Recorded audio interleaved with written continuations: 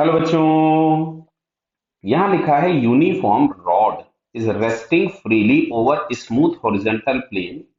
A particle is moving horizontally, strikes at one end of the rod normally and get stuck.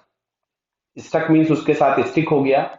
अच्छा, जैसे ही stick हो गया that means rod plus particle का centre जो होगा वो चेंज हो जाएगा सेंटर ऑफ मास। पहले रॉड का सेंटर ऑफ मास अलग था बट यहाँ पे अभी चेंज हो जाएगा। अब हम लोग जरा आगे ऑप्शंस पढ़ते हैं। इसमें लिखा है the momentum of particle is shared between the particle and the rod and remains conserve. एकदम सही बात है भाई, एक्सटर्नल फोर्स के नाम पे कोई भी नहीं है। जो भी इंपल्स एक्ट हुआ होगा, मैं आपको डायग्राम की हेल्प से समझाता भी हूं कि यहाँ कहीं पे मान लो कोई भी एक रॉड थी जो कि हॉरिजॉन्टल सरफेस पे पड़ी हुई थी। अगर ये पार्टिकल आकर के इस पे कोलाइड करता है तो देखिए मैं आपको यहाँ पे अब बना के दूसरा डायग्राम दिखाता हूं जिसमें पार्टिकल हालांकि स्टिक कर गया, लेकिन मैं पार्टिकल को बनाऊंगा अलग आपके लिए थोड़ी देर के लिए। तो इस पार्टिकल पे जो इंपल्स एक्ट होगा वो इधर लगा होगा और इस रॉड पे जो इंपल्स एक्ट होगा वो इधर लगा होगा, और इंपल्स हमेशा एक्शन रिएक्शन पेयर में होता है तो दोनों के मैग्नीट्यूड सेम होंगे। क्लियर?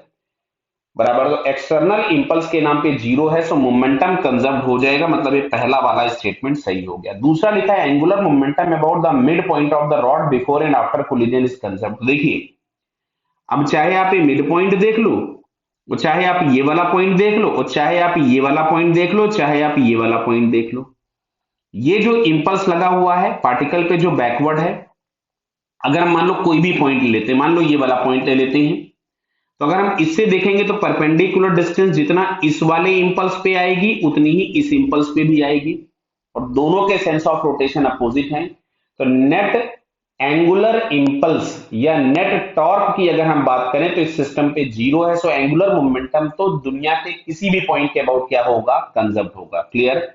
यानी ये सेकंड वाला स्टेटमेंट भी करेक्ट हो गया।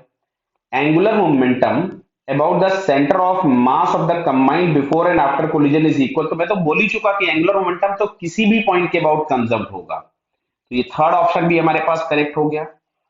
अब लिखा है centre of mass of rod plus particle system starts move translationally with original momentum of the particle. बिल्कुल बात सही है। जो भी इनिशियल मोमेंटम होगा, एक्सटर्नल फोर्स यदि जीरो है, एक्सटर्नल इंपल्स एक्ट नहीं हुआ सिस्टम पे, तो जो इनिशियल मोमेंटम होगा फाइनल मोमेंटम भी वही रहेगा। मान लेते हैं ये एम वी नॉट से जा रहा था, और अगर ये पार्टिकल यहाँ पे स्टिक कर गया है तो इसका सेंटर यहाँ कहीं पे हो जाएगा, जिसका मोमेंटम आपके पास एम प्लस एम इंटू, अगर हम वी लिखना भी चाहेंगे तो जो मोमेंटम होगा वो मोमेंटम दोनों का हमेशा आपको क्या मिलेगा, सेम। क्लियर है? यानी अगर हम लोग यहां से लिखेंगे तो M V naught, by chance कभी आपसे पूछा होता कि उसकी वेलोसिटी क्या होगी, तो ये इस तरह से करके हम निकाल सकते थे। तो इनिशियल मोमेंटम और फाइनल मोमेंटम दोनों के क्या होंगे, सेम। तो ये फोर्थ ऑप्शन भी करेक्ट हो गया। तो फिलहाल इस क्वेश्चन का आंसर हम लोगों के पास हो गया first, second, third and fourth, all four options are correct. Clear बेटा? Okay, all the best.